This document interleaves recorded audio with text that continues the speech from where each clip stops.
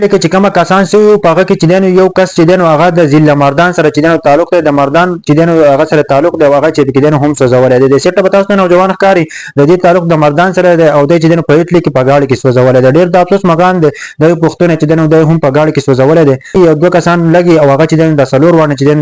دا چې بدیو باندې چې دین پټرول اړې په گاډي باندې او دا چې دین سوزي په هغه کې چې دین یو د مردان سره تعلق لرونکي چې دی نو هغه په کې هم د دنیا نه رخصت کړي مرګ په دې باره کې تاسو خوندې کمنټ ضرور وکړئ چې څومره هم پښتانه ویډیو سره شیر کړئ دا واقع په اټلی کې راغلی دا څلور پاکستاني چې د په گاډي کې چې دنه سوزولې دي په دې باندې چې دنه تیل اړې دي او د چې دنه سوزولې دي او په دې کې چې دنه د یو تعلق د مردان سره دی د مردان اوسیدونکو او چې هغه هم په اټلی کې و د پاکستانو سره ور سره و هغه هم په گاډي کې سوزولې مرګرو دا واقع په اټلی کې راغلی دا ډېر د افسوس مکان دی موږ چرته هم یو بل کامیابی ته نه پریدو سړی په گاډي کې چې دنه هغه سوزي سلو شپږ وانه پاکستاني زی دو پاکستاني ته کوزيږي پټرول لاخلي په هغه گاډي باندې ورچې هغه سلو پاکستاني چې هغه په کې سوزي هغه په کې د دنیا نه رخصتي او د سیټ بتاست تخکار دې تعلق د مردان سره دی د پېټل کې په گاډي کې سوزول دی او د دنیا نه رخصت کړی دی الله پاک دې ول په جنت الفردوس کې اعلی مقام ورکړي او د کوم پاکستانو چې سوزول دی الله پاک دې تباہ او برباد کړي الله پاک دې غرق او پر کړي نور خلکو ژوندۍ تباہ او برباد کول خو ډیر زیات آسان کار دی خو چې په خپل پیراشي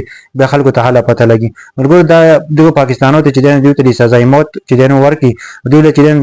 د مرګ سزا ورکړي ځکه چې بالکل ولدا چې پکاره چې ترازي او په گاډي باندې چې دنه پټرول اړه یا تیل اړه هغه ته ورته کې او دا کسان ته سيزي نو تاسو به دې باره کې سوای خوندې کمنټ وکړئ یا ډیرک تعلق چې د مردان سره دی د چې دنه په اټلی کې په گاډي کې سوي وو نو زما ټول پښتنو ته خاصه چې دوا ولا وکړي چې الله پاک ول په جنت الفردوس کې اعلی مقام ورکړي او کم خلکو چې دا کار کړي الله پاک دې تباہ او برباد کړي